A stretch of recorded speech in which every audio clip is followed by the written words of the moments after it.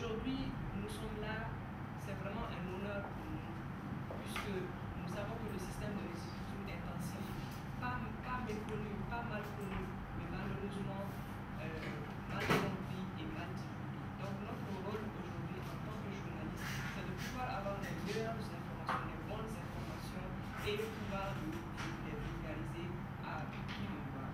Tout le monde a droit de savoir. Les paysans qui sont dans le SRI, vous aurez la chance de la rencontrer également sur le terrain et cela ne pas venir. Je voudrais remercier personnellement Chikiba Kouyaté, que j'ai effectivement connu à travers le SRI, parce que beaucoup d'entre vous, peut-être dans cette salle, connaissent le SRI pour la première fois aujourd'hui, mais le SRI existe depuis très longtemps. Et donc, notre rôle en tant que journaliste, c'est vraiment de sortir de cette méconnaissance et que nous puissions vraiment faire connaître ce qui se passe dans le Mali et ce qui est important pour notre développement, pour également l'alimentation de notre pays et pour la survie de l'agriculture et le développement de l'agriculture. Sur ce, je voudrais vous inviter tous et chacun à produire des articles intéressants, innovants, informateurs pour le public. Je vous remercie. Donc, nous travaillons avec des centres de formation dans les 5 régions d'intervention et nous allons aussi améliorer, appuyer ou renforcer les capacités de ces centres de formation. Il faut qu'à la fin du projet, il y ait au moins au niveau de chaque centre de formation une nouvelle offre de formation sur les innovations. Et puis aussi, il y a la plateforme d'échange au niveau national, mais aussi supranational. Voilà, pour échanger en fait sur les innovations qui ont été utilisées. Donc ça, c'est un résumé de notre stratégie d'intervention. Pour pouvoir diffuser les innovations, il faut les identifier. Donc nous avons plusieurs méthodes pour diffuser ces innovations.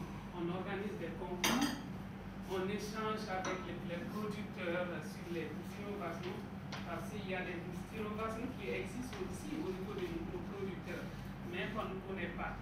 Donc, il faut échanger avec lui pour les connaître. Donc, nous réalisons des études et puis il y a quelques semaines de cela, on a lancé un appel à proposition pour les projets innovants et qui était surtout destiné aux entreprises, au privé, au secteur privé. Une initiative qui a été lancée par le ministère allemand à la coopération au développement en 2014 dans 13 pays. C'est un programme global, il faut le dire, qui a été lancé dans le cadre d'une initiative qui s'appelle Initiative globale, un seul monde sans fin. Donc, le programme existe dans 13 pays, dont 12 pays en Afrique, et le Mali a eu la chance de bénéficier de ce programme global. Au Mali, nous sommes dans 5 régions. Donc, il y a la région de Kay, nous sommes à Koulikoro, Sikasso, Ségou, mais aussi à Mopti. Et c'est possible qu'à partir de 2017, nous commençons à intervenir dans la région de Tombouctou. Les échanges aujourd'hui, ça porte sur une innovation qui existe déjà au Mali, mais que nous aimerions aussi diffuser dans nos zones d'intervention. Il s'agit du système de riziculture intensive avec quelques technologies associées. Et c'est sur cette base que toute la politique nationale est là, avec l'extension des superficies, l'amélioration de la productivité, l'amélioration de la qualité du riz. On produit assez de riz, il y a une question de qualité qui se pose par rapport au riz importé, dans la concurrence. Et puis il y a le développement, stockage, commercialisation qui reste un vrai problème et une stratégie que le gouvernement est en train de développer aussi. Donc, dans le cadre de l'amélioration de la productivité, comme Madame a signalé, nous avons diffusé les innovations. Et dans ce cadre-là, s'inscrit le système de riziculture intensive. Le but, c'est améliorer la productivité, améliorer les revenus de l'agriculture. Comme le cas du Mali, on met beaucoup d'eau, 50 cm jusqu'au genou. Si l'eau n'est pas dans la parcelle jusqu'au genou, on n'est pas satisfait. C'est de mauvaises pratiques. Et qu'on n'a pas expliqué. Et les gens, ils voient leurs parents faire ça. et on continue à faire la même chose, à répéter. Pendant plus de 50 ans, on est en train de faire ces pratiques au Mali, comme si le besoin hydrique du riz était ça. Et finalement, on croit à ça, et même les techniques conventionnelles suivent la même logique, alors que les vraies exigences du riz étaient à côté de nous, et c'était des détails seulement qui nous manquaient pour les connaître. Le repiquage se fait à l'âge de 10 jours, un maximum de 15 jours. La pratique conventionnelle, c'est 21 jours avec un maximum. Les gens couramment, c'est la recherche qui dit 21 jours, mais les producteurs couramment sont à 30 jours, 40 jours. Ça veut dire qu'on attend 30 jours, 40 jours avant de repiquer le riz. Ça, des inconvénients. Vous allez me dire, mais quelle est la différence entre un riz de 10 jours et un riz de 30 à 40 jours? Je vais vous expliquer ça. La différence est très grande. Et vous allez aussi me poser la question, pourquoi on a testé, on a pris 21 jours, et pourquoi au moment de tester 21 jours, on n'a pas pris 10 jours? Vous allez voir, voici des détails qu'on n'a pas développés et qui font qu'aujourd'hui, un riz de 10 jours donne des résultats extraordinaires plus qu'un riz de 21 jours. Le nombre de plants. Dans le SRI, c'est un plant, un petit plant par propriété.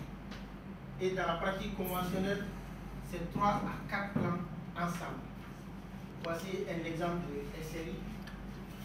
Je me suis amusé à donner à un producteur. Il a planté un petit plant. Et voilà ce petit plant qui donne une 60aine d'étapes. Et dans les conditions. D'abord, le riz est une plante photopériodique. Qu'est-ce que ça veut dire? Le riz est exigeant dans la quantité de lumière consommée par jour. On ne peut pas produire le riz dans une zone où il n'y a pas l'illumination du soleil pendant 7 à 8 heures du temps. C'est pourquoi la production du riz, c'est dans la zone tropicale. Et la zone tropicale, dites-vous, c'est depuis l'Amérique latine, passant par le Mali, Nigeria et du Sud. Donc, en système irrigué, le rendement moyen, c'est généralement 5 tonnes à l'hectare.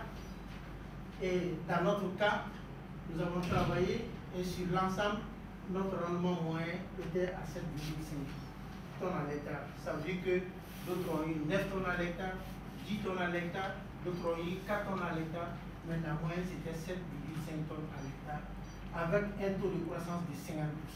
Et si cette technique culturelle est aussi prise en compte par l'IR, autrement dit, est-ce que l'État malien s'est approprié de cette technique qui est tant rentable? La CMDT est dans le coton, le SRI n'est pas dans le coton, mais les principes du SRI, aujourd'hui, on l'amène dans les autres cultures. Tout ce qui est graminé, qui ressemble au riz, le riz, la canne à sucre, le blé, ces mêmes principes, on les applique, c'est exactement la même chose. Je connais très bien le cas de la canne à sucre. J'étais en Inde, j'ai travaillé avec ça, et puis j'ai des collègues, et je connais bien la canne à sucre. Donc, on applique exactement, c'est une autre façon de faire, mais ça donne le même résultat. Et le blé, la même chose, on l'a fait au Mali ici, ça donne de très bons résultats aussi. Et le maïs, la même chose, même le maraîchage, on peut l'appliquer. Donc, c'est des principes, vous voyez, il s'agit d'accepter d'espacer, d'accepter d'aller en ligne, d'accepter de faire de manière structurée, et en ce moment, la plante change de comportement. Donc, on peut l'étendre aux cultures. Donc ça, c'est de deux. Est-ce qu'on le fait à l'Office du Niger? Oui, on le fait à l'Office du Niger. L'Office du Niger a commencé à faire le SRI, mais l'Office du Niger s'est approprié du SRI en retard.